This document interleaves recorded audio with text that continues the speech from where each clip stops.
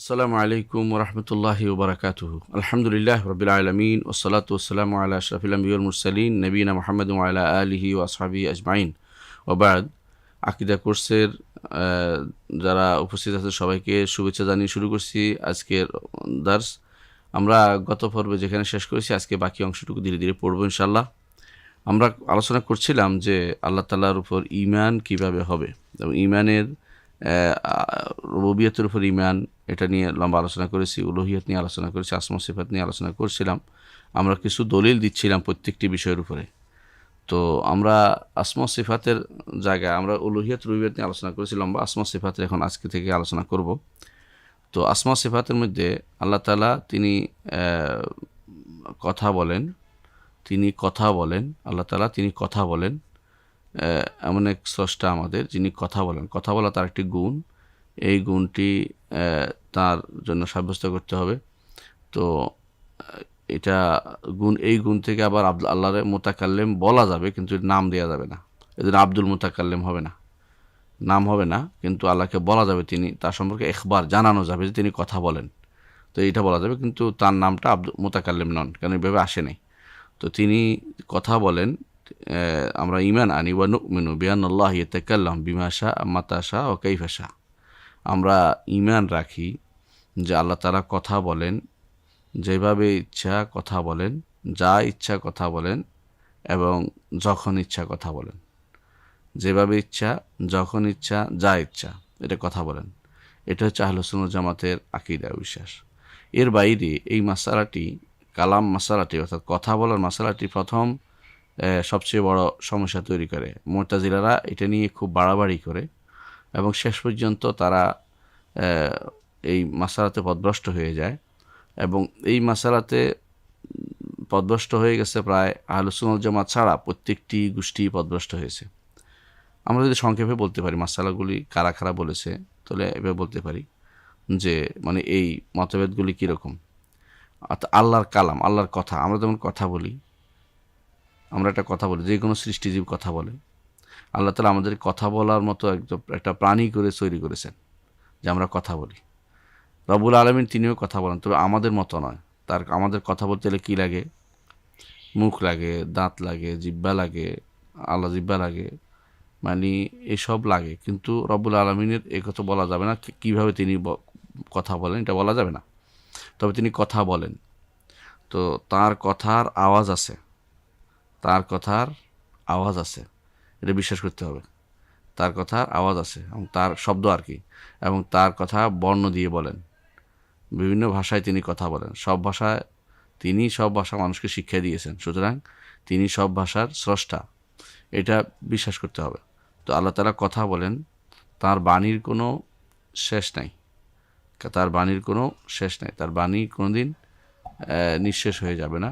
তার বাণী এত বেশি যে আল্লাহ তাআলা নিজে বলেছেন, যেটা আমরা আজকে পড়বো আয়াতগুলো, যে এগুলি এত বেশি যে কেউ কোনোদিন সেগুলোকে বলতে পারবে না যে বাণী শেষ হয়ে গেছে, অর্থাৎ তার বাণী কোনোদিন শেষ হবে না। মানুষের কথা শেষ হয়ে যায়, কিন্তু আল্লাহ তাআলার কথা শেষ হয় না। আল্লাহ তাআলার কথাগুলো হচ্ছে তার সিফাত। এই জন্য আল্লাহ তাআলার সিফাত দিয়ে আশ্রয় নেওয়া জায়েজ। রাসূলুল্লাহ সাল্লাল্লাহু আলাইহি ওয়াসাল্লাম এই জন্য দোয়া করতেন, আল্লাহুম্মা আউযু বিকালিমাতিল্লাহি তাম্মাত মিন শাররি মা খালাক। বিকালবেলার দোয়ার মধ্যে তার এটা ছিল, আল্লাহর পরিপূর্ণ কালিমাগুলোর ওসিলা দিয়ে আমি দোয়া করছি মিন শাররি মা খালাকা, তিনি যা সৃষ্টি করেছেন সেই সৃষ্টিগুলোর অনিষ্ট থেকে, তার সৃষ্টির অনিষ্ট না, সৃষ্টির যে মাখলুকাতের অনিষ্ট থেকে আশ্রয় চাওয়া আল্লাহর বাণীর কাছে, বাণীর ওসিলা দিয়ে, এটা জায়েজ। কারণ বাণী আল্লাহর গুণ, আল্লাহর কথা আল্লাহর গুণ। তো তিনি যখন ইচ্ছা সেভাবে কথা বলেন। এটা হচ্ছে আহলুস সুন্নাহ জামাতের আকীদা। এই পথে যারা পথভ্রষ্ট হয়েছে, আমি সংক্ষেপে কয়েকটা পথভ্রষ্ট লোকদের মতামত বলবো, তো আশ্চর্য হবেন। যারা দার্শনিক আছে, তো ফালাসেফা আছে বা দার্শনিক আছে, তারা বলে যে আসলে কোনো বাণী নেই, এটা হলো ফয়েজ, অন্তরের মধ্যে ঢেলে দেওয়া হয়, অন্তরের মধ্যে ঢেলে দেওয়া হয়। ফাদা ইয়াফিদু, কোনো কিছু উপচে পড়া বলে আর কি। তো নবী বা ভালো মানুষদের অন্তরে, অত নবী বিশ্বাস করে না, ওরা বলে যে যারা অনেক চিন্তা ভাবনা করতে পারে, খেয়াল করতে পারে খুব বেশি, তাদের অন্তরে যে সমস্ত কথা অটোমেটিকলি উঠে উচ্ছ্বাস পড়ে, সেটা হচ্ছে তারা সেটাকে তারা সেটা কালাম মনে করে, তারা কথা মনে করে। এটা একটা বিভ্রান্তি কথাবার্তা, কারণ এটা দ্বারা আল্লাহকে আসলে সাব্যস্ত করা না, আল্লাহ কথাও সাব্যস্ত করা হচ্ছে না। এরা মনে করে যে বলে, যে নবী বলে অথবা যে দাবি করে যে আল্লাহর কথা, সেই তার কথা, এটা আসলে আল্লাহর কথা বলে কোনো কিছু নয়, তার একটা উপচে পড়া জিনিস, অর্থাৎ মন থেকে বিগলিত হয়ে বাড়তি হয়ে বেরোইছে। মুতাজিলারা বলে যে এইটা সৃষ্টি, কথা একটা আলাদা সৃষ্টি, আল্লাহর কথা আলাদা সৃষ্টি। আমরা জানি যে গুণ, স্রষ্টার গুণ কোনোটাই কি নয়, সৃষ্ট নয়, কিন্তু মুতাজিলা বলে কথা হচ্ছে সৃষ্টি, এবং কথা আল্লাহ তাআলা সৃষ্টি করেছেন, তার থেকে আলাদা অন্য কোথাও সৃষ্টি করেছেন। তো ভালো করে আমরা জানি যে আল্লাহ তাআলার কালাম মাখলুক বলা যাবে না। এর উপরে ইমাম আহমদ ইবনে হাম্বল এটা মেহনত বলা হয়, অনেক কষ্ট করেছেন এই কথাটা সাব্যস্ত করার জন্য। কালামুল্লাহ সিফাতুন লিল্লাহ, আল্লাহর গুণ, এটা আল্লাহর গুণ কোনো মাখলুক হতে পারে না। মুতাজিলারা ইমাম আহমদ ইবনে হাম্বলকে অনেক কষ্ট দিয়েছে এই মাসালাতে। এই কথাটি হচ্ছে মুতাজিলাদের, যে আলাদা সৃষ্টি করেছেন, আলাদাই আছে, অন্য কোথাও আল্লাহর কাছে আল্লাহ কোনো কথা বলেন না, আলাদা সৃষ্টি করেছেন তিনি, এখন ওইখান থেকে কথা বেরোয় আসে। 3 নম্বর একটি মত আছে যারা ইবনে কুল্লাহ বা আশআরীদের মত, সেটা হচ্ছে যে আল্লাহর কালাম আল্লাহর সাথে আছেন, আল্লাহ কালাম কথা, নির্দেশ, নিষেধ, ঘোষণা, সংবাদ সবই আছে, তবে একটি, মানান ওয়াহিদ, একটি হতে হবে। সেটা কেন? বেশি হলে তো এটা স্রষ্টার সৃষ্টির গুণ হয়ে যায়। কথা একটি, এটা যদি কোনো আল্লাহর কথা একটা, এটাকে যদি আরবিতে বলা হয় কোরআন হয়, ইব্রানিতে বললে সেটা তাওরাত হয়, আর সুরিয়ানিতে বললে সেটা ইনজিল হয়। এই জাতীয় কথাবার্তা তারা বলে। এলে ইবনে কুল্লাবের কথা, এটাও ভ্রষ্টতা আছে, আর কিছুই নয়। কথা এক হবে কেন? আল্লাহর কথা অনেক বেশি আল্লাহ নিজে বলেছেন, আমরা দলিল দিয়ে একটু পরে জানবো।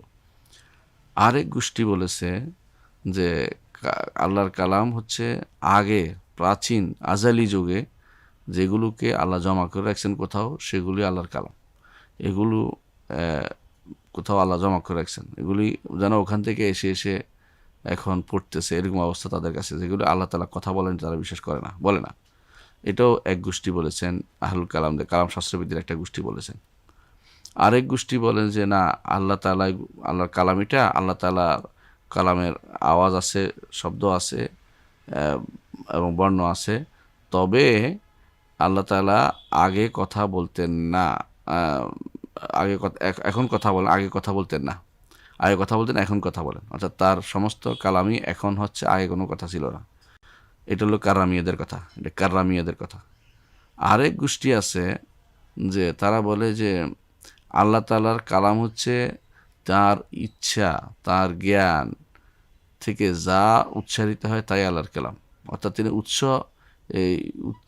ইচ্ছা এবং জ্ঞানের সমষ্টির নাম দিচ্ছে কালাম, ইচ্ছা এবং জ্ঞানের সমষ্টির নাম দিচ্ছে কালাম। এটা হলো রাজির কথা, এটা হলো রাজির কথা, ইমাম রাজি যাকে বলা হয় ওনার কথা।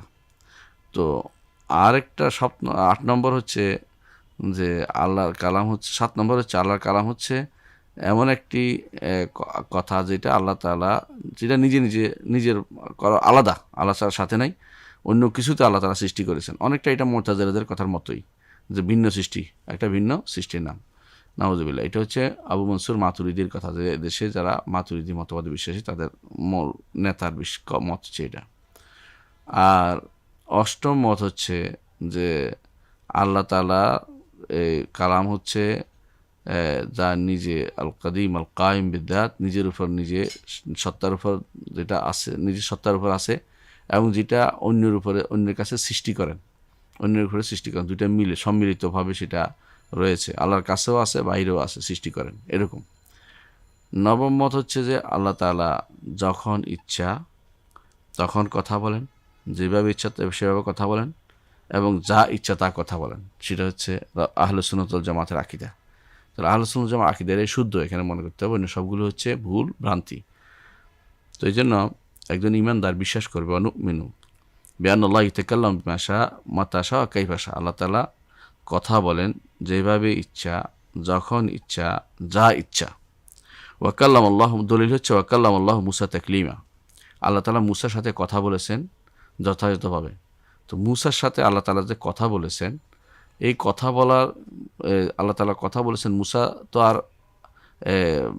না শুনে তো কথাটা হয়নি, অবশ্যই শুনেছেন। তো যা শোনা যায় তা অবশ্যই কী হয়, কোনো বাণী শব্দ দিয়ে শব্দটাই শোনা যায়, এবং যা শোনা যায় তা অবশ্যই কী হয়, তা কোনো আওয়াজ আছে, তার একটা আওয়াজ আছে এবং তার একটা বর্ণ আছে, বর্ণ এবং আওয়াজ সেটাই শোনা যায়। এটা বিশ্বাস করতে হবে। কাল্লামুল্লাহ মুসা তাকলিমা, আল্লাহ তাআলা মুসার সাথে কথা বলার মতো কথা বলেছেন। সূরা নিসার 164 নম্বর আয়াত। আরও আল্লাহ তাআলা বলেছেন, ওয়ালাম্মা জাআ মুসা লিমিকাতিনা ওয়া কাল্লামাহু রাব্বুহু, যখন মুসা আমাদের ওয়াদা মোতাবেক আসলেন, ওয়া কাল্লামাহু রাব্বুহু, রব তার সাথে কথা বললেন।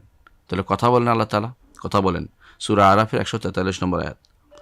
আল্লাহ তাআলা আরও বলেছেন, ওয়া নাদাইনাহু মিন জানিবিত তুরিল আইমান ওয়া কাররাবনাহু নাজিয়া, আর আমরা মুসাকে ডেকেছিলাম মিন জানিবিত তুরিল আইমান, তুর পাহাড়ের, তুর একটা পাহাড়, তুর তো পাহাড়, পাহাড়ের ডান পাশ দিয়ে, ওয়া কাররাবনাহু নাজিয়া, তাকে আমরা গোপন কথা বলে তাকে আমরা নৈকট্য দান করেছিলাম। গোপনে কথা, সলা পরামর্শের কথা বলে নৈকট্য দান করেছিলাম, কথা দিয়ে নৈকট্য দান করেছিলাম। সূরা মারিয়ামের 52 নম্বর আয়াত। এই আয়াতগুলি স্পষ্ট প্রমাণ করে যে আল্লাহ তাআলা যখন ইচ্ছা, যেভাবে ইচ্ছা, যা ইচ্ছা তিনি কথা বলেন।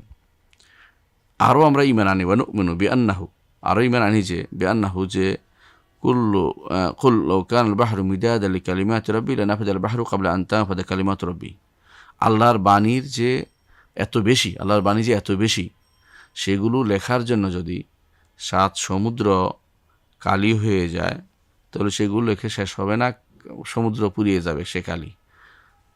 এটা হচ্ছে সূরা কাহাফের 109 নম্বর আয়াত। আল্লাহ তাআলা এটা বলেছেন যে আল্লাহ তাআলার বাণী এত বেশি, আল্লাহ তাআলার বাণী অনেক বেশি, অনেক বেশি।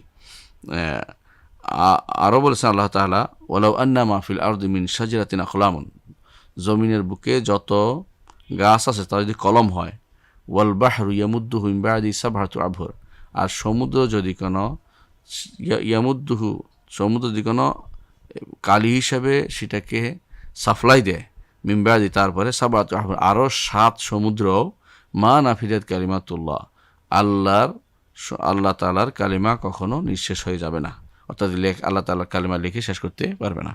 ইন্নাল্লাহ আজিজুন হাকিম, নিশ্চয় আল্লাহ প্রবল পরাক্রমশালী এবং প্রজ্ঞাময়।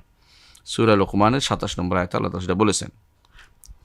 আরও বিশ্বাস করি, ওয়া নুমিনু বিআন্না কালিমাতিহি আতামুল কালিমাত, আমরা আরও বিশ্বাস করি যে আল্লাহর কালেমা হচ্ছে সবচেয়ে পূর্ণ কালেমা, সবচেয়ে পূর্ণ কালেমা।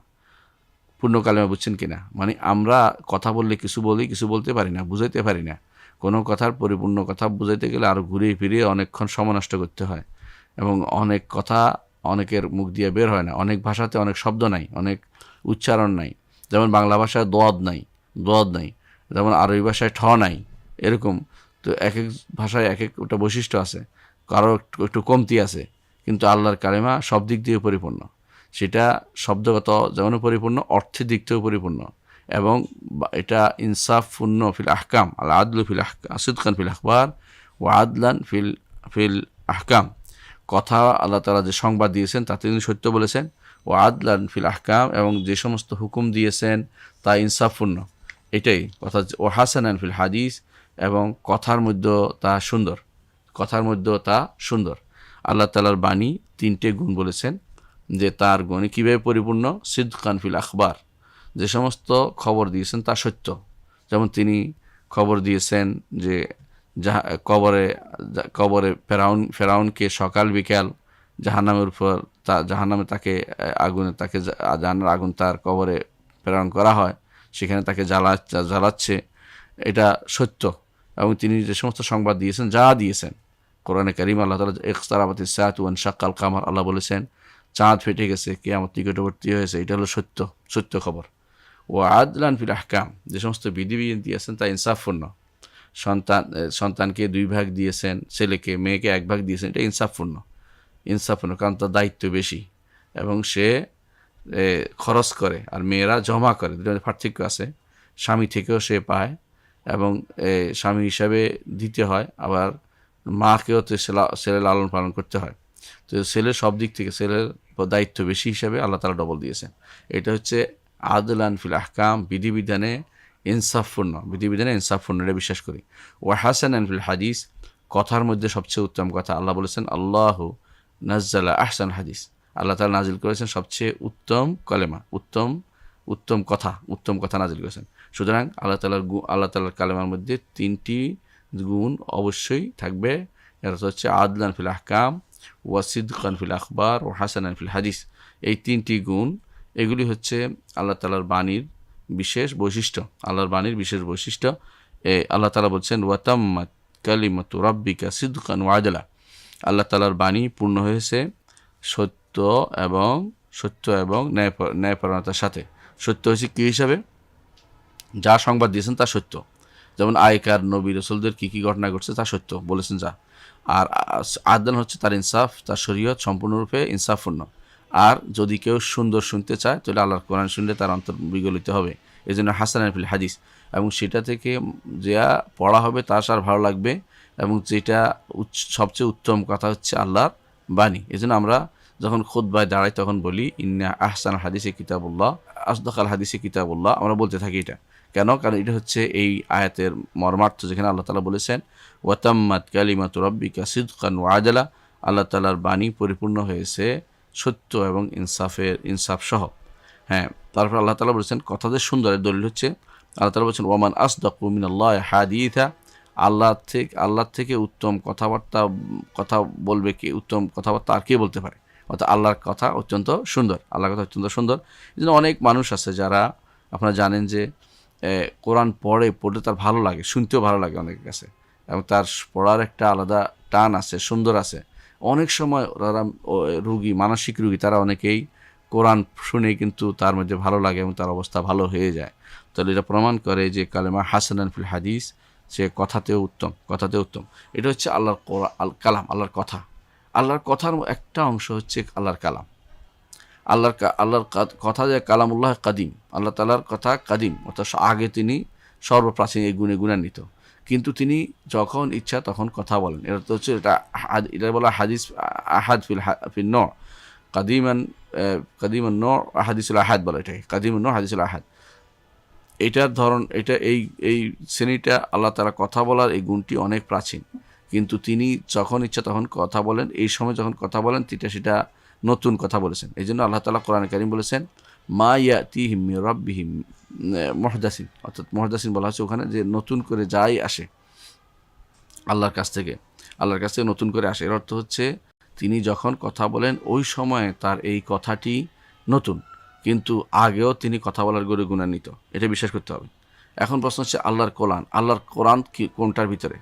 আল্লাহর কোরআনে কারীম এটা আল্লাহর কালাম, তাকাল্লামা বিহি হাক্কান, আল্লাহ তাআলা এটা দিয়ে কথা বলেছেন, অর্থাৎ যেভাবে কথা বললে শোনা যায় সেভাবে কথা বলেছেন, শব্দ দিয়ে এবং বর্ণ দিয়ে কথা বলেছেন, আওয়াজ দিয়ে এবং বর্ণ দিয়ে কথা বলেছেন। ও আলকাহুল জিবরিলের কাছে জিবরিলের কাছে তিনি ঢেলে দিয়েছেন, জিবরিলের কাছে পৌঁছে দিয়েছেন। ফানাজালা বিহি জিবরিল আলা কালবিন নবী সাল্লাল্লাহু আলাইহি ওয়াসাল্লাম, জিবরিল সেটা নিয়ে রাসূলুল্লাহ সাল্লাল্লাহু আলাইহি ওয়াসাল্লামের কলবের কাছে সেটা পৌঁছে দিলেন। কিভাবে সেটা হয়েছে জানেন? কালামুল্লাহর ব্যাপারে, আল্লাহর কালাম তো বালহুয়া কোরআনুম মাজিদ ফি লাওহিল মাহফুজ, লাওহে মাহফুজে তা আছে। আল্লাহ তাআলার ইচ্ছায় তিনি চাইলেন যে তিনি নাজিল করবেন কোরআনে কারীম, সেই কোরআনকে তিনি পরিপূর্ণভাবে বাইতুল ইজ্জাতে নাজিল করলেন, প্রথম নিকটতম আসমানে, একটা আমাদের বাইতুল্লাহর উপরে নিকটতম আসমানে, এবং যেটা উপরে যেটা বলা হয় বাইতুল মামুর, এই সোজা প্রথম আসমানে আল্লাহর ঘর, নির্ধারিত ঘর, এর নাম হলো বাইতুল ইজ্জা। এই ঘরে সেটাকে পরিপূর্ণভাবে নাজিল করলেন। কিন্তু অর্থ এই নয় যে জিবরিল এখান থেকে এনে মুহাম্মদ সাল্লাল্লাহু আলাইহি ওয়াসাল্লামকে দিয়েছেন, কথা এরকম না। এটা হচ্ছে সম্মানিত করা যে কোরআন নাজিল হতে যাচ্ছে। এটা নাজিল হয়েছে ইন্না আনজালনাহু ফি লাইলাতুল কদর, লাইলাতুল কদরে সেটা বাইতুল ইজ্জাতে নাজিল হয়েছে। তারপর 17ই রমজান প্রথম ইকরা বিসমি রাব্বিকাল্লাযী খালাক, এটা নাজিল হয়েছে, সেটা প্রথম নাজিল হয়েছে, এবং রাসূলুল্লাহ সাল্লাল্লাহু আলাইহি ওয়াসাল্লাম এটা নিয়ে প্রথম তার নবুয়তের স্বীকৃতি পেলেন। তারপর নাজিল হলো ইয়া আইয়ুহাল মুদ্দাসসির, এই সূরা নাজিল হচ্ছে। তাহলে বোঝা গেল যে কোরআন নাজিল হয়েছে পরিপূর্ণভাবে বাইতুল ইজ্জাতে একসাথে, কিন্তু আল্লাহর কাছ থেকে সেটা যখন যেটার প্রয়োজন আল্লাহ তাআলা বলতেন জিবরিলের কাছে কীভাবে বলতেন? হাদিসে আছে রাসূলুল্লাহ সাল্লাল্লাহু আলাইহি ওয়াসাল্লাম বলেছেন, আল্লাহ তাআলা যখন কথা বলেন তখন এমনভাবে সেটা শব্দ হতে থাকে যে সবাই কাঁপতে থাকে এবং বেহুশ হয়ে যায়। বেহুশ হয়ে যাওয়ার পরে জিবরিল হোশে আসে, তিনি শুনতে পান শব্দটা কী বলেছেন, এবং সেটা জিবরিল অন্যদেরকে সাপ্লাই দেয় যে এটা বলা হয়েছে, এবং তারা আলোচনা করলে অনেক সময় এই শয়তানরা একটার উপর একটা উঠে সেটা শুনতে চায়। তখন আল্লাহ তাআলা সেখান থেকে তাদেরকে পাথর মেরে আগুনের হুলকা দিয়ে তাদেরকে পুড়িয়ে দেন, এবং তারা পৃথিবী পুড়ে যায় শয়তানগুলো। কিন্তু এর আগেই সে যে সমস্ত গোপন তথ্য সে জানছে সেটাকে সে কোনো গণকের কানে দিয়ে দেয়, যেন গণক সেই তথ্য যেটা শুনেছে সুরি অংশ সেটা মানুষের কাছে সাপ্লাই দেয়। অনেকেই সেটা জানতে চায় যে গণকে কি বলছে, ভবিষ্যৎ জানার মতো একটা গোষ্ঠী থাকে সব জায়গাতে, শিরকি যেটা। এই জন্য আল্লাহ তাআলা কোরআনে কারীম বলেছেন ইল্লা মান ইস্তারাকা আস-সামআ ফাআতবাহু শিহাবুম মুবিন। যখন চুরি করে কেউ কান লাগায় শুনতে চায় কথা সোর, এদেরকে আল্লাহ তাআলা আগুন দিয়ে সেটা পুড়িয়ে দেন। কোরআনে কারীম আল্লাহ তাআলা বলেছেন। তাহলে বোঝা গেল তারা শুনতে চেষ্টা করে, কিন্তু এই প্রথম যখন আল্লাহ তাআলা কথা বলেন সব কিছু কাঁপতে আরম্ভ করে, তো সবাই বেহুশ হয়ে যায়। তারপর জিবরিল প্রথম হোশে আসেন, তিনি শুনতে পান। তারপর তারা যখন জিজ্ঞাসা করে হোশে আসে, মাদা ক্বাল রাব্বুকুম ক্বালুল হাক্কা ওয়া হুয়াল আলিয়ুল কবির, তোমাদের রব সত্য বলেছেন এবং তিনি সর্বোচ্চ এবং তিনি মহান বড়, তিনি অনেক বড়। এটা বলেন জিবরিল। তাহলে বোঝা গেল যে আল্লাহ তাআলা তিনি কথা বলেন, এই কোরআন দিয়ে কথা বলেছেন। এই কোরআন আল্লাহর কালাম। তবে এই কোরআন হচ্ছে রাসূলুল্লাহ সাল্লাল্লাহু আলাইহি ওয়াসাল্লামের এই সময় কথা বলেছেন। তো এই কথা অবশ্যই আল্লাহ তাআলা তিনি যেহেতু সব কিছু নির্ধারণ করেছেন রুবুবিয়ত হিসাবে, সেই হিসেবে কোরআনও লহে মাহফুজে আছে। কিন্তু তিনি কথা বলেছেন সেটা যখন যেটার প্রয়োজন। যেমন যখন শানে নজুল আমরা পড়েছি যে কোনো আয়াত নাজিল হওয়ার জন্য একটা প্রেক্ষাপট তৈরি হয়, এই প্রেক্ষাপট হওয়ার পরে আল্লাহ কথা বলেছেন। সেই কথা বলার পরে সেটা নিয়ে এসে জিবরিল মুহাম্মদ সাল্লাল্লাহু আলাইহি ওয়াসাল্লামের কাছে সেটা নাজিল করে দিয়েছেন, এবং সেটা তারপর মুহাম্মদ সাল্লাল্লাহু আলাইহি ওয়াসাল্লাম মানুষকে জানিয়েছে। সেই হিসাবে কোরআনে কারীমকে কাদিম বা একেবারে সর্বপ্রাচীন আজালি বলা যাবে না, বরং কোরআনে কারীম হচ্ছে হাদিসুল আহাদ, মানে এককভাবে সেটা নবীন এবং সবচেয়ে সুন্দর এবং সবচেয়ে নতুনত্ব এই কোরআনের ভিতরে রয়েছে, এটা বিশ্বাস করতে হবে। তো জিবরিল কীভাবে আনছেন? জিবরিল সেটা এনে রাসূলুল্লাহ সাল্লাল্লাহু আলাইহি ওয়াসাল্লাম কলবের মধ্যে প্রতিস্থাপন করে দিয়েছেন। সেটা যেভাবে হোক, কথা বলে হোক অথবা অন্তরে ফু দিয়ে হোক, বলি দিয়ে হোক, যেভাবে পারছেন, অথবা ব্যক্তি একজন এসে কথা বলেছেন, জিবরিল যে কোনো সূরতে আসছেন, সেটা হচ্ছে ওহী নাজিলের বিভিন্ন কাইফিয়ত, বিভিন্ন ধরন। এই জন্য জিবরিলের কাজ ছিল ওহী নাজিল করা। অন্য কেউ ওহী নাজিল করেছেন, কোনো সরাসরি কোনো নস দ্বারা সাব্যস্ত হয়নি। যারা বলে যে অন্য কোনো লোকে ওহী নাজিল হয়ে আসছে, তারা ঠিক বলেনি। হ্যাঁ, কখনো কখনো অন্য কোনো ফেরেশতা বা মালাইকা বিশেষ কোনো আয়াতকে দ্বিতীয়বার নিয়ে আসেন গুরুত্ব বোঝানোর জন্য।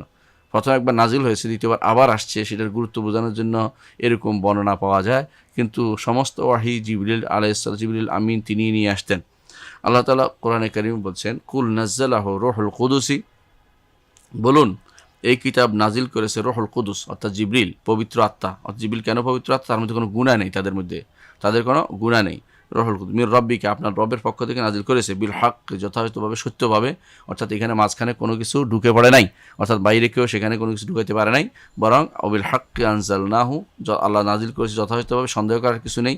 মুহাম্মদ সাল্লাল্লাহু আলাইহি ওয়াসাল্লাম বলছে এটা বলার সন্দেহ করার কিছু নেই, বরং এটা আল্লাহর পক্ষ থেকে আসছে, সেটাই বলতে হবে। সূরা নাহলের 102 নম্বর আয়াতে আল্লাহ তাআলা সেটা বলেছেন।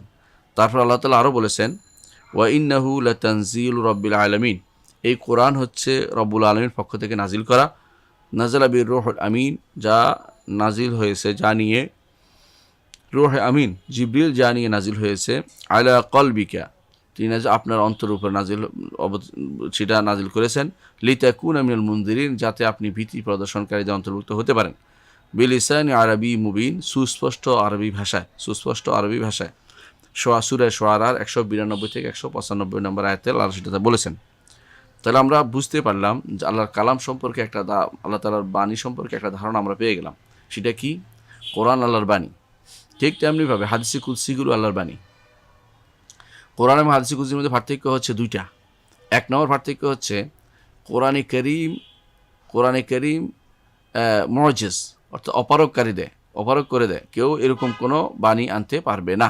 এরকম অর্থপূর্ণ, সম্ভারপূর্ণ, মর্যাদাপূর্ণ, সৌন্দর্যপূর্ণ, এটার একটা আলাদা একটা ইয়াই আছে, সেটা একটা আলাদা ঘটনাই আছে, এবং সেটা মিলও আছে, এবং কথার মধ্যে এক একটা সৌন্দর্য আছে। এমন কোনো শব্দ নাই যেটা ভিন্ন রকম এরকম মর্জিজ করে দিয়েছে কেউ, অপারগ করে দিয়েছে কেউ, এরকম কিছু আনতে পারবে না। এটা হচ্ছে এক নম্বর বৈশিষ্ট্য কোরআনে কারীমের। কোরআনে কারীমের আরেকটা বড় বৈশিষ্ট্য হচ্ছে এটা, যে কোরআনে কারীম সেটা যদি তিলাওয়াত করা হয় প্রতি 1 হরফে 10 নেকি হবে। 1 হরফে 10 নেকি হবে। এটা হচ্ছে মুতাআব্বাদ বিতিলাওয়াতি, যা তিলাওয়াত করলে ইবাদত হয়, যা তিলাওয়াত করলে ইবাদত হয়। হাদিসে কুদসি হচ্ছে আল্লাহরই বাণী, তবে এটা মর্যাদার জন্য দেওয়া হয় না, অর্থাৎ এটা দিয়ে অপারগ করে দেওয়ার উদ্দেশ্য নয়। এক, দ্বিতীয়ত এটার আরেকটা জিনিস হচ্ছে যে এইটা পড়লে সওয়াব হয় না, অর্থাৎ এটা বুঝলে সওয়াব হয়, আমল করলে সওয়াব হয়, তেলাওয়াত করলে 1 হরফে 10 নেকি পাওয়া যায় না। এই জন্য আল্লাহর বাণী অনেক বেশি। এর মধ্যে একটি হচ্ছে কোরআনে কারীম, একটি হচ্ছে হাদিসে কুদসি। আর রাসূলুল্লাহ সাল্লাল্লাহু আলাইহি ওয়াসাল্লাম যা বলেছেন সেটা রসুলের পক্ষ থেকে শব্দ, আর এর অর্থ হচ্ছে আল্লাহর পক্ষ থেকে। রসুলের পক্ষ হচ্ছে শব্দ, আর আল্লাহর রসুলের ভাষা, কিন্তু ওর অর্থ সেটা আল্লাহর পক্ষ থেকে রাসূলুল্লাহ সাল্লাল্লাহু আলাইহি ওয়াসাল্লামের কাছে যখন বলেছেন, রাসূলুল্লাহ সাল্লাল্লাহু আলাইহি ওয়াসাল্লাম সেটাকে মানুষের কাছে প্রচার করেছেন তার ভাষায়। এই জন্য হাদিস রসুলের ভাষা, আর হাদিসে কুদসি আল্লাহর ভাষা, আল্লাহরই ভাষা, তবে কোরআন নয়, সেটা কোরআন নয়। এটা হচ্ছে বিশুদ্ধতম মত। এর বাইরে অন্য মত আছে, সেগুলো শুদ্ধ নয়। তাহলে আমরা বুঝতে পারলাম কোরআন সম্পর্কে, আমরা জানলাম যে কোরআন আসলে আরও বেশি জানলাম এটা, যে কোরআন আল্লাহর বাণী এত বেশি। কোরআন যেমন কোরআন নির্ধারিত, কিন্তু আল্লাহর বাণী অনেক বেশি। কোরআন নির্ধারিত কি 114 সূরা, কোরআন নির্ধারিত 2 ইয়ার মাঝখানে যে একটু কোরআন, এবং কোরআন সূরা বিসমিল্লাহির রহমানির রহিম শুরু হয়েছে, মিনাল জিন্নাতি ওয়ান নাস দিয়ে শেষ হয়েছে। এটা হচ্ছে কোরআনে কারীম। কিন্তু আল্লাহর বাণীর কোনো শেষ নাই। আল্লাহর বাণী বিভিন্ন ভাষায়, বিভিন্ন বিভিন্ন বিভিন্ন কিতাবে আসছে, বিভিন্ন ব্যক্তির কাছে আসছে, বিভিন্নভাবে তিনি বলেছেন।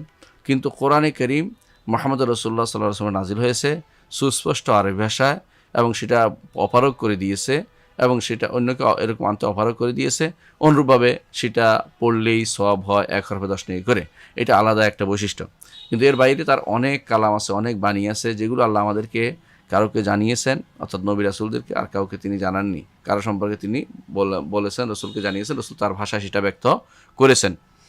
হ্যাঁ, তাহলে আমরা আল্লাহর কালাম সম্পর্কে জানলাম। এখন আমরা জানবো আল্লাহ তাআলার আরেকটা সিফাত, সেটা হচ্ছে তিনি সব কিছুর উপরে। এটা এমন একটি সিফত, এমন একটি গুণ, যেই গুণটি অস্বীকার করলে ঈমান থাকবে না। কোনোটাই অস্বীকার করলে ঈমান থাকবে না। তবে এইটা এমন যে এইটা প্রথম জানতে হবে।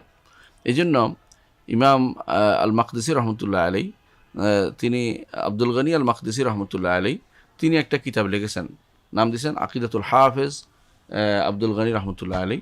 এই কিতাবটিতে আপনি দেখবেন শুরুতেই এই আল্লাহ তাআলা সব কিছুর উপরে এটা নিয়ে আসার জন্য দলিল প্রমাণ নিয়ে আসা হয়েছে। যোগে যোগে যারাই আকিদার কিতাব লিখেছে এই জিনিসটাকে দিয়ে শুরু করেছে, অর্থাৎ আরকানুল ঈমানের পরে এটা দিয়ে শুরু করেছে। কেন? কারণ আল্লাহ তাআলার উপর ঈমান আনার জন্য এটা জানাটা অত্যন্ত জরুরি। স্রষ্টা এবং সৃষ্টি আলাদা সত্তা। স্রষ্টা সৃষ্টির ভিতরে বাস করে না, সৃষ্টিও স্রষ্টার ভিতরে বাস করে না। যারা এটা বলবে তারা হচ্ছে সোহংবাদের কায়েল, এবং তারা প্রবক্তা, এবং তারা সোহংবাদের প্রবক্তা, এবং তারা যারা এগুলি বলবে তারা হচ্ছে সর্ববাদের প্রবক্তা, এবং তারা এই জাতীয় যারা বলবে তারা কাফের। এটা আমাদের শেখ বলেছেন। যেমন শেখ বলেছেন, যে প্রথমে বলেছেন এটা, যে তিনি সব কিছুর উপরে, আল্লাহ তাআলা সব কিছুর উপরে। দেখুন, এই উপরের মাসালাটি নিয়ে অনেকেই ঘোলা পানিতে মাছ শিকারের চেষ্টা করে। উপর বলতে আমি যা উপর বলছি, আমার মাথার উপর এটাও উপর, কিন্তু এটা উদ্দেশ্য না। সর্ব উপরে, এটা অলুয়াল মতলাক বলে, অর্থাৎ যে উপরের পরে আর কোনো উপর হইতে পারে না, এটা হচ্ছে উপর। সৃষ্টিকুল সবই হচ্ছে ছোট, এবং সেগুলি এত ক্ষুদ্রাতি ক্ষুদ্র যে এগুলির উপর কিছুই নেই আল্লাহর দরবারে। আপনি একটা উদাহরণ, আল্লাহর জন্য উদাহরণ দিচ্ছি না, আপনার জন্য দিচ্ছি, এই জন্য বোঝার জন্য। পিঁপড়া যত বড়ই হয় আপনি কিন্তু তার উপরেই আছেন। সোজা কথা এটা। পিঁপড়া যত বড়ই হয়, পিঁপড়া ফুলতে ফুলতে যদি হাতিও হয়ে যায়, আপনি কিন্তু তার উপরে থাকবেন, কারণ হাতির উপর মানুষ দেখা যায়। এর অর্থ হচ্ছে যেটা যত বড়ই হোক আল্লাহর দরবার সেটা অত্যন্ত ক্ষুদ্র। আল্লাহ তাআলা সবগুলোকে তার হাতের মধ্যে জায়গা দিবেন, এটা আমরা আগেও জানি। তো এর অর্থ হচ্ছে যে তার মুষ্টির ভিতরে থাকবে সব কিছু। এর অর্থ হচ্ছে আল্লাহ তাআলা উপরে, উপরে তিনি বড় এবং উপরে, তিনি সব কিছুর চেয়ে বড় এবং উপরে, এবং তিনি আরশের উপরে। আপনারা জানেন যে তিনি আরশের উপরে, এবং আরশের নিচে হচ্ছে আরশের নিচে হচ্ছে জান্নাত, আরশের নিচে হচ্ছে জান্নাত। আল্লাহ তাআলা জান্নাতের এত সম্মান করেছেন কেন? কোনো সালাফ বলেন এই জন্য যে সেটা আরশের নিচের জায়গা, এবং আরশও তার সবচেয়ে সম্মানের জায়গা। সম্মানের জায়গার নিচের অংশ সবচেয়ে সম্মানিত হবে, যেন তিনি জান্নাতুল ফেরদৌস তাদেরকে দিবেন যাদেরকে তিনি বেশি ভালোবাসেন, অর্থাৎ যাদেরকে বেশি সম্মান করা দরকার তাদেরকে সেখানে তিনি পৌঁছাই দিবেন। তাহলে আল্লাহ তাআলা বলছেন ওয়াহুয়াল আলিয়ুল আযীম, তিনি আলী অর্থ সর্বোপরে, আযীম মহান, তো বড়। কত বড় এটা আপনি কল্পনা করতে পারবেন না, আপনার কল্পনায় আসবে না। আমি যত বড় কল্পনা করতে পারি সবই হচ্ছে তার কাছে ছোট, ক্ষুদ্র।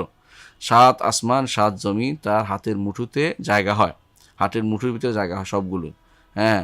এবং আসমানগুলো তিনি ভাঁজ করে রাখতে পারবেন তার হাতের ভিতরে। তিনি কত বড় সত্তা শুধু তিনিই জানেন, আর কেউ জানে না।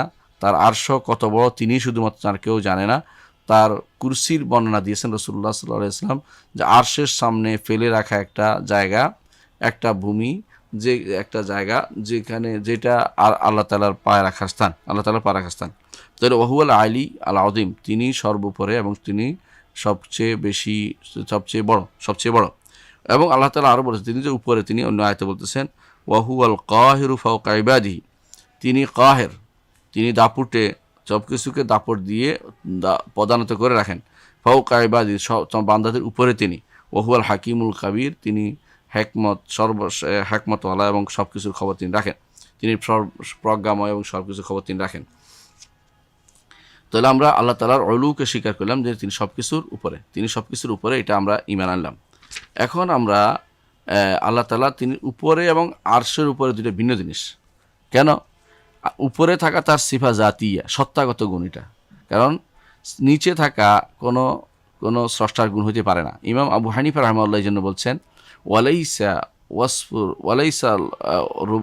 ওয়ালাইসাল আসফালু মিন ওয়াসফির রুবুবিয়্যাতি ওয়াল উলুহিয়্যাতি ফি শাই, নিচে থাকা রবের কোনো উলুহিয়ারও গুণ নয়, রুবুবিয়ারও গুণ নয়, অর্থাৎ নিচে থাকা কোনো আল্লাহর গুণ নয়।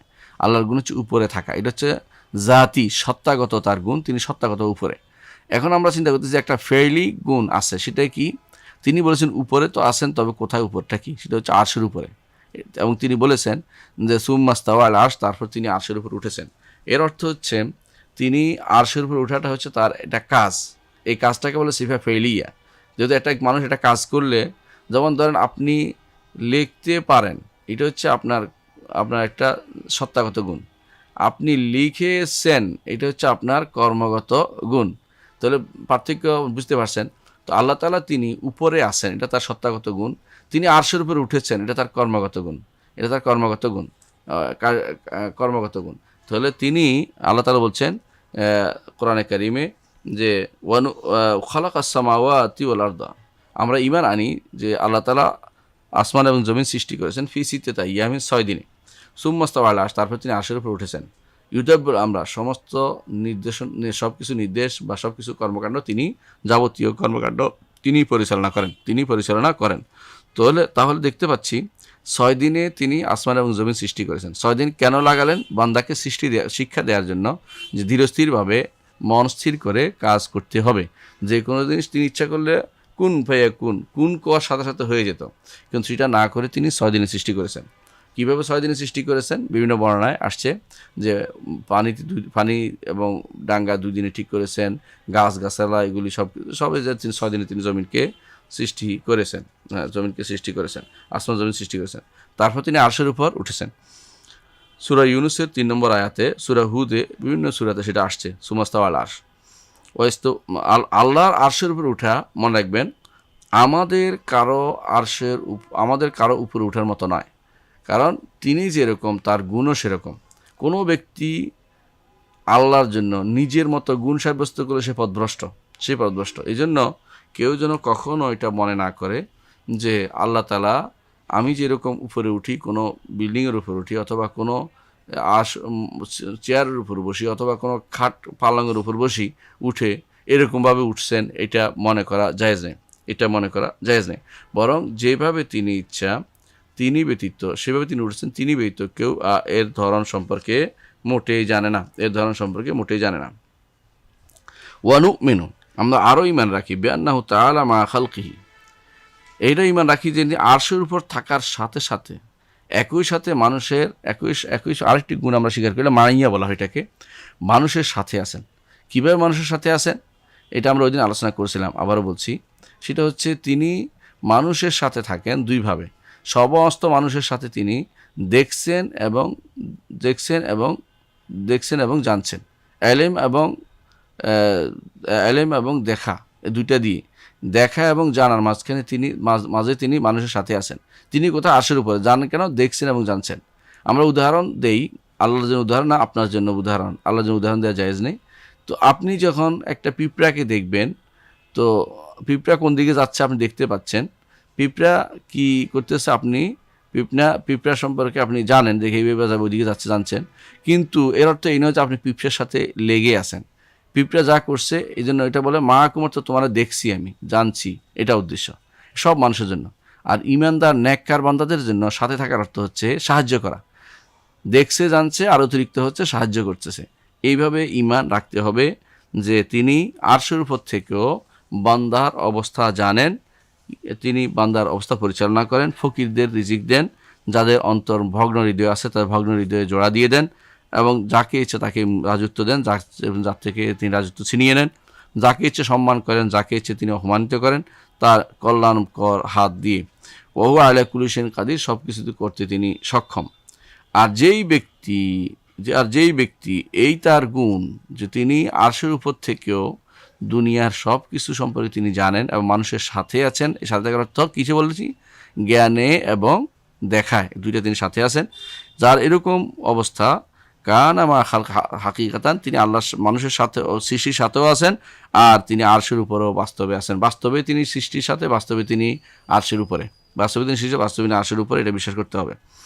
আদম শাহানি, আমার শান কত বড়, দেখো আমি কত পবিত্র, নাউজুবিল্লাহ। আর হোসাইন ইবনে মনসুর হাল্লাজ বলতো, লাইসা ফিল জুব্বাতে ইল্লাল্লাহ, জুব্বাতে আল্লাহ ছাড়া কেউ নেই, নাউজুবিল্লাহ, এটা সে বলতো। তো এই কাহিনী যেটাই শুন মনে করি যে কুফুরি কথা। এই দুইজন ছিল, কোনোভাবে ভালো লোক ছিল না। দুর্ভাগ্যবশত আমার দেশে বাইজ বোস্তামি একটা আসছে, মিথ্যা কথা। আবার কোনো মানুষ তার ছেলের নাম রাখে বায়েজিদ, কখনো রাখে বোস্তামি, কত রকমের নাম রাখছে। এগুলো সবই আসলে না বুঝার কারণে হচ্ছে। কারণ এরা কি হলুলি, এরা মনে করে আল্লাহ কখনো কখনো অথবা সর্বতভাবে কারো ভিতরে প্রবেশ করেন, যে আসলে হিন্দু ধর্মের একটা অংশ। হিন্দু ধর্মে তারা বিশ্বাস করে স্রষ্টা সৃষ্টিতে বাস করে, স্রষ্টার আলাদা অস্তিত্ব তারা স্বীকার করে না। আমরা বাপদাদারা ইমান আনলেও এখন পর্যন্ত আমরা এই ইমানটা শুদ্ধ না করার কারণে আমরা কাফের হয়ে গেছি, বরং এটার উপরে থাকার কারণে অনেক কুফুরি হচ্ছে। এই জন্য যারা বলবে আল্লাহ জমিনের উপরে মানব সৃষ্টির সাথে হেঁটে বেড়ায় বা সৃষ্টির সাথে আছে, এবং এরকম যে ব্যক্তি বলবে এরা হচ্ছে কাফের, বাবা কাফেরুন আও দালুন, হয় কাফের না পথভ্রষ্ট। এই জন্য তাকে জানানো হয় নাই, জানানোর পরে সে কাফের। কারণ সে আল্লাহকে এমন গুণে গুণান্বিত করেছে সেটা সৃষ্টির জন্য উপযোগী, সেটা আল্লাহর জন্য উপযোগী নয়, বরং এটা ত্রুটিপূর্ণ একটি গুণ। সেটা হচ্ছে সৃষ্টির ভিতরে থাকা, তো এটা ত্রুটিপূর্ণ একটি গুণ। এটা শুধুমাত্র যার অন্তর পথভ্রষ্টতাপূর্ণ অথবা যার অন্তর মধ্যে কুফরি লালন করে সেই ব্যতীত আর কেউ বলবে না। তাহলে আমরা কি বলবো? যে রব্বুল আলামিন তিনি আরশের উপরে রয়েছেন। তারপরে আমরা আরেকটি যে হাদিস বলবো, যেটা বললে বুঝতে পারবেন যে আমরা আয়াত ও সিফাতে নেব, আমাদের নীতিটা বোঝা যাবে।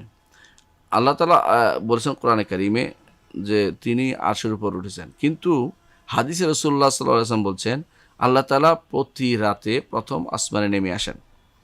প্রতি রাতে প্রথম আসমানে, আমরা বিশ্বাস করি যে এটা আল্লাহর একটা গুণ, নেমে আসা। কিন্তু তার নেমে আসা আর আমাদের নেমে আসা একরকম মনে করলে সেটা কুফুরি পথভ্রষ্টতা হবে।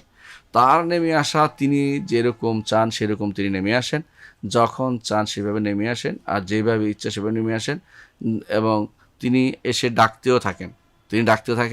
কীভাবে আসেন জানি না, সেভাবে তবে তিনি আসেন, এটা বিশ্বাস অনুবাদ করতে হবে। ধরন জানা যাবে না, ধরন জানার চেষ্টাও করা যাবে না, কারণ এই বিদ্যা আল্লাহ তাআলা তার নবীকেও দেননি, অন্য কাউকে দেননি। ধরন জানার চেষ্টা করা যাবে না।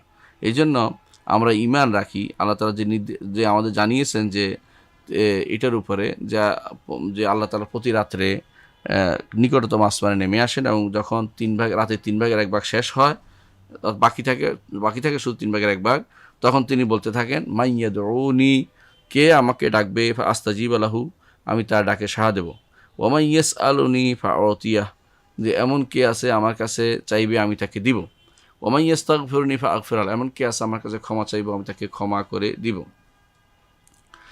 তারপর এইটা তো হচ্ছে আল্লাহর অলু এবং তিনি নুজুল, এই দুইটা গুণ সাব্যস্ত করতে হবে। তিনি সর্বোপরে, আর তিনি নেমে আসা, তবে নেমে আসাটা বেজাতি বলা যাবে না, সত্তাগত বলা যাবে না, কারণ বেজাতি নেমে আসাটা হচ্ছে মানুষের নেমে আসা, মানুষ যেভাবে নামে দেখা যাচ্ছে সত্তাগত হবে। তো তিনি এখানে বলতে হবে কামা ইয়ালিকু বিজালালিহি ওয়া আযমাতিহি, তার সম্মান এবং মর্যাদা এবং তার মহত্বর সাথে উপযুক্ত যেই পদ্ধতি, সেই পদ্ধতিতে আল্লাহ তাআলা নেমে আসেন, কিন্তু তার নেমে আসা আমাদের কারো নেমে আসার মতো নয়। তারপরে আমাদের বিশ্বাস করতে হবে যে আল্লাহ তাআলা তিনি আসবেন, আসাটা এটা একটা গুণ। আল্লাহ তাআলা একটা গুণ হচ্ছে তিনি আসেন। কোথায় আসবেন? হাসরের মাঠে আসবেন। এখন যে কেউ বলে কেমনে আসবেন সেটা তো আমরা জানি না, আল্লাহকে জিজ্ঞাসা করতে হবে। আল্লাহ বলছেন তিনি ওয়াজা রব্বুকা ওয়াল মালাকু সফফান সফা, আমরা এটা একটু পরে পড়তেছি। সেটা হচ্ছে যে আল্লাহ তাআলা হাসরের মাঠে আসবেন মানুষের মাঝে ফয়সালা করার জন্য, মানুষের মাঝে ফয়সালা করার জন্য। যখন রাসূলুল্লাহ সাল্লাল্লাহু আলাইহি ওয়াসাল্লাম সুপারিশ করেন, বড় সুপারিশ, তখন আল্লাহ তাআলা হাসরের মাঠে আসবেন। এবং কিভাবে আসবেন আল্লাহ তাআলা কোরআনে কারীমে উল্লেখ করেছেন যে মালাইকেরা তার দুই কাতারে থাকবে। তো সেইভাবে দেখেন আল্লাহ তাআলা বলছেন কাল্লা ইজা দুক্কাতিল আরদু দাক্কান দাক্কা, কখনো নয় যখন চূর্ণ হবে জমিন চূর্ণ বিচূর্ণ, ওয়াজা রব্বুকা, আর আপনার রব আসবেন, ওয়াল মালাকু, এবং ফেরেশতারা আসবেন, সফফান সফফান, কাতারে কাতারে আসবেন। আর যে আল্লাহ আসেন তিনি কিন্তু কোনো নির্ধারিত, আসেন অর্থ হচ্ছে তিনি যেভাবে আসার সেভাবে তিনি আসেন, এটা বিশ্বাস করতে হবে। এবং এটা একটা গুণ তার জন্য, এটা সাব্যস্ত করতে হবে যে তিনি আসেন এবং তিনি হাসরের মাঠে আসেন, এটা একটা গুণ তার, আসবেন তিনি। ওয়াজি ইয়াউমাইযিন বি জাহান্নাম, সেদিন জাহান্নাম নিয়ে আসা হবে। ইয়াউমাইযিন ইয়াতাযাক্কারুল ইনসানু মা সাআ, ইয়াতাযাক্কারুল ইনসান, মানুষ সেদিন স্মরণ করবে যা সে করেছে। ওয়া আন্না লাহু যিকরা, তবে এই স্মরণিকা তার কোনো কাজে আসবে না, তার কোনো কাজে আসবে না, কারণ সে আগেই পথভ্রষ্টতায় লিপ্ত হয়ে গেছে। এই জন্য দুনিয়াতে যেহেতু স্মরণ করে ঈমান আনে নাই, আখিরাতের স্মরণে তার কোনো কাজ হবে না। তাহলে আমরা আরেকটি গুণ জানলাম, সেটা হচ্ছে হাসরের মাঠে আসা, এটা আল্লাহর একটি গুণ। আরেকটি গুণ হচ্ছে আল্লাহ তাআলা যা ইচ্ছা তা করেন, ফাআলুল লিমা ইউরিদ, তিনি যা ইচ্ছা তা করেন। এটা আল্লাহ তাআলা বলেছেন সূরা হুদের 107 নম্বর আয়াতে, যে যা ইচ্ছে তা তিনি করেন। এই যে ইচ্ছা দুই ধরনের। এক ধরনের ইচ্ছাকে বলা হয় কাউনিয়া, প্রাকৃতিক ইচ্ছা, যেখানে আপনার কোনো হাত নেই, আপনি চেষ্টা করলেও বদলাতে পারবেন না। এটা আল্লাহ তাআলা নিয়ম বেঁধে দিয়েছেন। এই নিয়মটা, এই যে সূর্য পূর্ব দিকে উঠবে পশ্চিম দিকে অস্ত যাবে, আপনি বলেন আমি এইটাকে ডাইনে টেনে নিয়ে যাব আর বামে টেনে নিয়ে যাব, আপনার এটা হবে না। আল্লাহ তাআলা নিয়ম যে দিয়ে দিয়েছেন, এটা রুবুবিয়ত বলা হয়। রব হিসাবে আল্লাহ তাআলা যে সমস্ত কর্মকাণ্ড নির্ধারণ করেছেন, যেগুলিতে মানুষের কোনো হাত নেই, এগুলি তিনি ইচ্ছা করেন, সেটা হচ্ছে এরাদা কাউনিয়া। তিনি ইচ্ছা করেছেন মানুষ মরবে, তিনি ইচ্ছা করেছেন মানুষ দুনিয়াতে আসবে, তিনি ইচ্ছা করেছেন সূর্য পূর্ব দিকে উঠবে, তিনি ইচ্ছা করেছেন সূর্য পশ্চিম দিকে ডুববে, তিনি ইচ্ছা করেছেন কিছু মানুষ রোগাক্রান্ত হবে, তিনি ইচ্ছা করেছেন করোনা ভাইরাস আসবে। এগুলি হচ্ছে তার ইচ্ছা। এগুলোর পরে আছে যে এরাদা, মানে ইচ্ছা, তার এই ইচ্ছা হচ্ছে কাউনিয়া বা প্রাকৃতিক ইচ্ছা। প্রাকৃতিক ইচ্ছার বৈশিষ্ট্য একটা, সেটা হচ্ছে যে কাজটা হবেই হবে। প্রাকৃতিক ইচ্ছা আল্লাহ তাআলার কাউনি ইচ্ছা, সেটা হবেই হবে, তবে এটা আল্লাহর প্রিয় হওয়া জরুরি না। যেমন আবু জাহাল, সে কাফের হবে লেখা আছে, কিন্তু এই কুফরিটা আল্লাহর প্রিয় নয়। আল্লাহ তাআলা কোরআনে কারীম বলেছেন যে ওয়ালাউ শা আল্লাহু মাকতাতালু ওয়ালাকিন্না ইয়াফআলু মা ইউরিদ, আল্লাহ যদি চাইতেন তারা পরস্পর হত্যা করতো না, কিন্তু হত্যা হয়ে গেছে। এই হত্যা আল্লাহর কাছে কোনো প্রিয় জিনিস নেই। এইটাকে মাশিয়া বলা হয় আরেক নামে, এরাদা কাউনিয়ার আরেক নাম হচ্ছে মাশিয়া আম্মা। অর্থাৎ প্রাকৃতিক ইচ্ছা, সেটা হচ্ছে এমন ইচ্ছা শক্তি, যে ইচ্ছা শক্তি কোনোদিন রদ হবে না এবং সর্বশেষ, এবং আখিরাতে আল্লাহ তাআলার কাছে এই ইচ্ছা শক্তি আমাদের আল্লাহ তাআলা তিনি ইচ্ছা শক্তি ব্যবহার করে পৃথিবীর যত মানুষকে একত্রিত করবেন হাসরের মাঠে। তো আল্লাহ তাআলা ওয়ালাউ শা আল্লাহু মাকতাতালু, যদি আল্লাহ চাইতেন তাহলে তারা হত্যায় লিপ্ত হতো না, কিন্তু আল্লাহ এটা হত্যায় লিপ্ত হয়েছে। ইয়াফআলু মা ইউরিদ। তাহলে দেখেন ওয়ালাউ শাআ আল্লাহু মা কাতাতাহু, আল্লাহ যদি চাইতেন তাহলে কিন্তু তাদের হত্যাটা হতো না, কিন্তু আল্লাহ তাআলা চেয়েছেন, এটা হচ্ছে ইরাদা কাউনিয়া, বাস্তবায়িত হয়ে গেছে, এর মধ্যে কোনো সওয়াব নেই। ওয়ালাকিন্না আল্লাহু ইয়াফআলু মা ইউরিদ, আল্লাহ যা ইচ্ছা তা তিনি করেন। সূরা বাকারা 253 নম্বর আয়াত। অন্য আয়াতে আল্লাহ বলছেন ইন কানাল্লাহু ইউরিদু আন ইউগবিয়াকুম হুয়া রাব্বুকুম, যদি আল্লাহ চান তোমাদের পথভ্রষ্ট করতে, তো আল্লাহ তাআলা যে পথভ্রষ্ট করতে চাচ্ছেন এটা কিন্তু ইরাদা কাউনিয়া, প্রাকৃতিক ইচ্ছা। কারণ আল্লাহ তাআলা শারঈ ইচ্ছা ভিন্ন। শারঈ ইচ্ছা তিনি নবী পাঠাইছেন, কিতাব দিয়েছেন, নেককার বান্দাদের কথা তারা নসিহত করছেন, সালেহীন শহীদরা তারা আল্লাহর পথে জান দিয়ে আল্লাহ দ্বীনের প্রসার করে গেছেন, সেটা হচ্ছে ইরাদা শারঈয়া। কিন্তু আল্লাহ যেটা করেন, যেটা কাউকে জিজ্ঞাসা করে করেন না, ইয়াফআলু মা ইউরিদ, এবং যেটা হবেই হবে সেটা হচ্ছে ইরাদা কাউনিয়া। এটা আরেক নাম হচ্ছে আল মাশিয়া, এর নাম হচ্ছে আরেক নাম হচ্ছে আল মাশিয়া। ঠিক আরেকটা ইরাদা আছে, ইচ্ছা আছে, সেটাও আল্লাহর গুণ, সেটা কি, তিনি শরীয়তগতভাবে চান যে আমরা যেন তার কাছে তওবা করি। আল্লাহু ইউরিদু আন ইয়াতুবা আলাইকুম, আমরা যেন তওবা করি, আল্লাহ চান, কিন্তু এইটা হওয়া জরুরি না, এটা আল্লাহ চান, কিন্তু আল্লাহ ছাড় দিয়েছেন, দেখি বান্দা আমার রূপের দিকে তাকিয়ে আমার কাছে ফিরে আসে কিনা, না ভিন্ন পথে পরিচালিত হয়। কিন্তু দুর্ভাগ্যবশত আল্লাহর এই ইরাদা শারঈয়াকে অনেকে ভাগ করতে পারে না। ইরাদা কাউনিয়া এবং শারঈয়ার মধ্যে ভাগ না করার কারণে অনেক সময় তারা মনে করে, অন্যায় করে, আর বলে যে আল্লাহ যদি না চাইতেন তাহলে কি আর এই অন্যায়টা হচ্ছে নাকি। নাউজুবিল্লাহ, এটা হচ্ছে শয়তানের কারসাজি। আল্লাহ চাচ্ছেন হতে তুমি তোমার কাছে শরীয়ত মোতাবেক চলতে, তুমি আল্লাহর ওইটা দিয়ে দলিল দিও না। আল্লাহ ওইটা দলিল দিলেই তাহলে তোমার ক্ষতি হয়ে যাবে, ঈমান হারা হয়ে যাবে। তাহলে ইরাদা বা ইচ্ছা দুই প্রকার। আল্লাহ তাআলা ইচ্ছা করা আল্লাহ একটা গুণ, এবং এমন গুণ যে গুণটা কেউ অস্বীকার করলে কাফের হয়ে যাবে। আল্লাহ তাআলা ইচ্ছা করতে পারেন এবং ইচ্ছা করেন। কোরআনে কারীম বহু জায়গায় আল্লাহ তাআলা বলছেন আরাদা ইউরিদুল্লাহু আরাদাল্লাহু অথবা শাআ আল্লাহ, বহুবার আল্লাহ তাআলা বলেছেন আল্লাহ ইচ্ছা যা করেন এবং আল্লাহ তাআলা যা তার ইরাদা করেন, এটা উল্লেখ করেছেন বারবার। তো এগুলি সবই হচ্ছে আল্লাহ তাআলা যেগুলো বলছেন, এগুলো হচ্ছে কাউনি ইচ্ছা, যেগুলো অবশ্যম্ভাবী ঘটবে। আরেকটা হচ্ছে শারঈ ইচ্ছা, আল্লাহ চান যে এরা ইমানদার হোক, এই মানুষগুলো ইমানদার হোক বা ওটা ইমানদার হোক, আল্লাহ তাআলা সবাই চান যে সব মানুষ হোক, কিন্তু এইটা হলো শারঈ ইচ্ছা, শরীয়তগত ইচ্ছা। এটা বাস্তবায়িত হয় না। কেন হয় না? কারণ এইটাতে ন্যাকের কাজ, এটাতে এই ইমানদার ব্যক্তির কাজ আছে, তার দেখার কাজ আছে। সবাইকে যদি কোনো তিনি পরীক্ষায় পাশ করাই দেয় যে ব্যক্তি, তাকে তো হাসাহাসি করবে যে এই লোকের যোগ্যতা নাই, তারাও পাশ করাই দিছে। তো এটা আল্লাহ তাআলা এটা দিয়ে পরীক্ষা করতে চান, কে ব্যক্তি আল্লাহর পথে থাকবে আর কে ব্যক্তি থাকবেন না, পরীক্ষা করতে চান। এটা হচ্ছে ইরাদা শারঈয়া, আল্লাহর শারঈ ইচ্ছা। এটা হতেও পারে, নাও হতে পারে, কিন্তু কাউনি ইচ্ছা অবশ্যই সংগঠিত হবে। শারীরিক কারণে ইচ্ছার মধ্যে কোনো আল্লাহর পছন্দনীয় কিছু, আল্লাহ তাআলা এটা পছন্দ করেন এমন না, আল্লাহ তাআলা ভালোবাসেন এমন না, কিন্তু শারীরিক ইচ্ছা আল্লাহ ভালোবাসেন, ওখানে পছন্দ করেন না কিন্তু এটা হয়ে যাচ্ছে, আর এখানে পছন্দ করেন কিন্তু হয় না। এটা কখনো হয় কখনো হয় না, সবসময় হয়, কখনো হয় কখনো হয় না। সেটা হচ্ছে শারীরিক ইচ্ছা। আচ্ছা, তারপর আমরা আরও ঈমান রাখি যে এই যে শারীরিক ইচ্ছা এবং প্রাকৃতিক ইচ্ছা, এই দুইটাই তার হেকমতের অনুসারী। আল্লাহর হেকমতে যা চায় সেটাই হবে, সেটা আমি আপনি নির্ধারণ করে দিলে হবে না। আল্লাহর হেকমতের চাহিদা অনুসারে সেটা হবে, তিনি যেটা চান সেটাই শুধুমাত্র হবে। হ্যাঁ, তবে আমরা এই হেকমত জানতেও পারি, নাও জানতে পারি।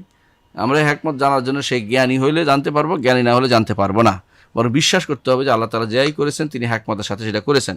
তিনি তার শারীরিক ইচ্ছা, শরীরগত ইচ্ছা এবং প্রাকৃতিক ইচ্ছা দুইটা তিনি পরিচালনা করেন। এর সবই হচ্ছে আল্লাহ তাআলার হেকমত অনুযায়ী সেটা চলে। এটা অবশ্যই মেনে নিতে হবে প্রত্যেকটি মানুষকে। আল্লাহ তাআলা এই জন্য যাদের অন্তরে দুর্বলতা আছে, যাদের বিবেকে সমস্যা আছে, যাদের আকলের সমস্যা আছে, তো এদের সম্পর্কে আল্লাহ তাআলা তাদেরকে সাবধান করছেন যে আলাইসাল্লাহু বিআহকামিল হাকিমিন, আল্লাহ কি সবচেয়ে আহকামিল হাকিমিন নয়? বিচারকদের সবচেয়ে বেশি বড় বিচারক নন? হ্যাঁ, প্রজ্ঞাবানদের মধ্যে তিনি সবচেয়ে বেশি প্রজ্ঞাবান নন? অবশ্যই। বালা বলতে হবে, এটার পরে শুনলেই বলতে হবে বালা, অবশ্যই। তো এই যে আল্লাহ তাআলা এটা পরিচালনা, আল্লাহ তাআলা এটা এই তার প্রাকৃতিক ইচ্ছা, শারীরিক ইচ্ছা, এসবই হচ্ছে তার কোনো হেকমতের কারণে করেছেন। সূর্য পূর্ব দিয়ে কেন করেছেন? হেকমতের কারণে। তার এটা আমরা জানলেও ঈমান আনতে হবে, না জানলেও ঈমান আনতে হবে। সালাত 5 ওয়াক্ত কেন দিয়েছেন? এটা শারীরিক ইচ্ছা। আল্লাহ ইচ্ছা যে শরীয়ত পালন করলে মানুষ হবে, আল্লাহ আমার প্রিয় হবে, সেটা তিনি করেছেন, এবং সেটাতে আমাদের অন্তরে সেটার অবস্থা ধরতে পারি আর না পারি কোনো সমস্যা নাই। এটা কি জন্য হইলো, কি না 5 রাকাত 6 রাকাত করলেন না কেন, 10 রাকাতের 15 রাকাত করলেন না কেন, এই জায়গা বলা হচ্ছে আমাদের কাছে হ্যাকমত খুঁজিয়ে বেহুদা কথা বলা। বলো এটার হ্যাকমত আমরা জানা থাকা জরুরি নয়, জরুরি নয়। এই জন্য আল্লাহ তাআলা নিজে বলছেন আলাইসাল্লাহু বিআহকামিল হাকিমিন, সমস্ত বিচারকদের বিচারক কি তিনি নন? আরও সূরা 3-8 নম্বর আয়াত আরও বলেছেন ওমান আহসানু মিনাল্লাহি হুকমান লিকাওমিন ইউকিনুন, তার থেকে জ্ঞানে উত্তমকে যেই ব্যক্তি যারা ইয়াকিন, তাদের থেকে যারা তারা যেন বুঝে নেয় যে কাউম ইয়াকিন দৃঢ়তার উপর আছে যে আল্লাহর চেয়ে সুন্দর কথা কেউ বলতে পারবে না, আল্লাহর চেয়ে সুন্দর কথা কেউ বলতে পারবে না, আল্লাহর চেয়ে সুন্দর বিধান কেউ দিতে পারবে না, আল্লাহর চেয়ে সুন্দর কোনো আল্লাহর চেয়ে সুন্দর কোনো বক্তব্য কেউ কোনো উপস্থাপন করতে পারবে না, আল্লাহর চেয়ে সুন্দর কোনো বিধিবিধান কেউ দিতে পারে না, হুকুম কেউ দিতে পারবে না। আল্লাহ তাআলা এই জন্য বলছেন ওয়ামান আহসানু মিনাল্লাহি হুকমান লিকাওমিন ইউকিনুন, সূরা মায়দার 50 নম্বর আয়াত। আমরা আরও বিশ্বাস করি, আমরা কি বুঝছি এতক্ষণ কি বুঝলাম, আরেকটা সিফাত জানলাম, সেটা হচ্ছে আল্লাহর ইরাদা, ইচ্ছা সম্পর্কে জানলাম। এই ইচ্ছা দুই ভাগে বিভক্ত, সেটাও আমরা জানলাম। এই দুই ভাগে বিভক্ত না করার কারণে জগতে যত সমস্যা তৈরি হয়, এই দুই ভাগে বিভক্ত করে দিয়েছেন ইমাম আবু হানিফা রাহমাতুল্লাহ আলাইহি তার ফিকহুল আকবরের মধ্যে, ফিকহুল আকবরের মধ্যেও তিনি এটা উল্লেখ করেছেন যে এরাদা দুই ভাগে বিভক্ত, একটা শারঈয়া, একটা কাউনিয়া, প্রাকৃতিক ইচ্ছা এবং সেটা এবং শরীয়তগত ইচ্ছা। আরও ঈমান রাখি আমরা যে আল্লাহ তাআলা ভালোবাসেন। আল্লাহ তাআলা আরেকটি গুণ হচ্ছে ভালোবাসেন। তিনি কাদের ভালোবাসেন? তিনি তার বন্ধুদের ভালোবাসেন এবং তার বন্ধুরাও আল্লাহকে ভালোবাসেন, তার বন্ধুরাও আল্লাহকে ভালোবাসেন। এই জন্য ভালোবাসা আল্লাহর একটা গুণ। তিনি তার সৃষ্টির মধ্যে যারা উত্তম, ভালো, নেককার, নবী, রাসূল, সিদ্দিক, শহীদ, সালেহ, নেককার, এদেরকে তিনি ভালোবাসেন, এদেরকে তিনি তো ভালোবাসা আল্লাহর একটা গুণ। কিন্তু দুর্ভাগ্যবশত আমরা এই গুণটি স্বীকার করে না, আশারা মাতুরিদিয়া স্বীকার করে না, বলেন যে ভালোবাসতে হলে তো অন্তর নরম হইতে হবে, আল্লাহ তো অন্তর লাগবে, তৈলে তোমারটা লাগবে, এটা আল্লাহটার জন্য তোমারটা দিয়ে কিয়াস করতেছ কেন? তিনি যেরকম তার ভালোবাসাও সেরকম, বিশাল ভালোবাসা তার। এই ভালোবাসা উপরে আমরা ঈমান রাখি। তো কিছু মানুষ ওই সময় বলে যে আমরা আল্লাহরে ভালোবাসি, আমরা আল্লাহরে ভালোবাসি, আল্লাহ আমাদের ভালোবাসেন, মানে দাবি করে বসলো। তখন আল্লাহ তাআলা একটা আয়াত নাজিল করলেন, যেটা দিয়ে তাদের পরীক্ষা ফেললেন। সেই আয়াতটা কি?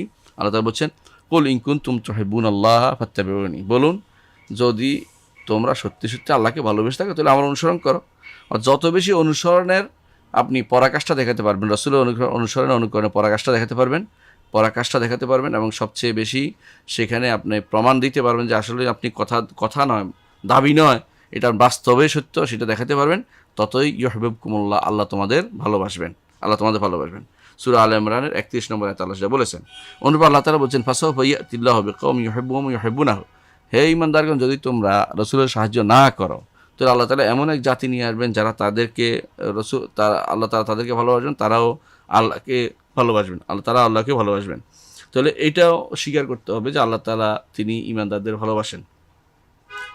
আর আল্লাহ তাআলা ঈমানদারদের যেমন ভালোবাসেন, আল্লাহর ভালোবাসা তার নেককার বান্দাদের জন্য, এটা তার ভালোবাসা।